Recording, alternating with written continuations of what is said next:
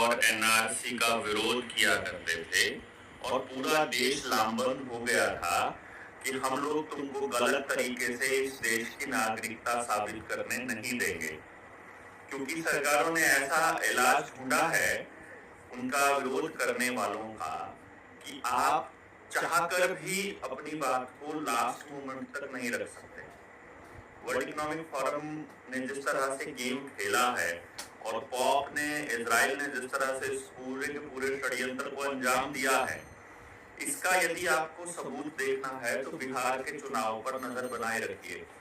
CAA और NRC को backdoor से वहां पर अमली जामा पहनाए जाने की पूरी तैयारी चल रही है, और वो भी केंचुए की मदद से। केंचुआ, के केंद्रीय चुनाव आयोग, केंचुआ केंद्रीय चुनाव आयोग की मदद से।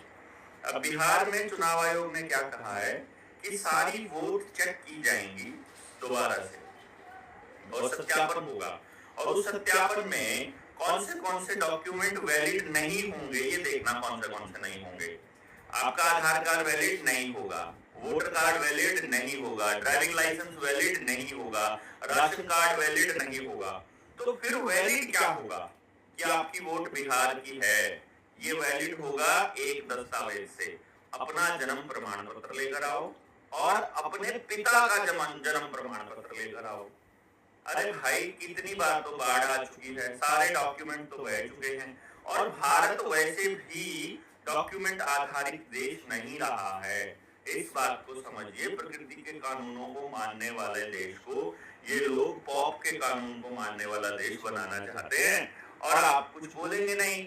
आप क्या, विपक्ष भी कुछ नहीं बोलेगा, उसके भी मुंह में दही जमी है, बाकी चीजें सारी की सारी कर लेंगे, वो सब कुछ कर लेंगे, लेकिन इतना बड़ा खेल चल रहा है, इस पर कुछ नहीं बोलेंगे। भाई, इस पर बोलना बनता है सबका, क्योंकि देश का नागरिक वो नहीं है जिसके पिता का प्रमाण पत्र यहाँ का नहीं है, तो क्या वोट नहीं डाल पाएगा वो? समझ रहे हैं ना? जैसे दिल्ली में किया था, 11 लाख वोटर्स की वोट ही खत्म कर दी जो बीजेपी के खिलाफ थी, 100% गारंटीड, मतलब वो पता था ये कार्यकर्ता है, उनको उड़ा दिया। तो यही काम बिहार में होने वाला है। वाराणसी में अगर आपको ध्यान हो, यही हुआ था कि 1.5 लाख वोटों से साहेब जीते हैं वाराणसी में, और उससे ज्यादा वोट जो है फर्जी बनी थी, वो 1 साल पहले ही बनी थी। इस खेल को कौन नहीं जानता है।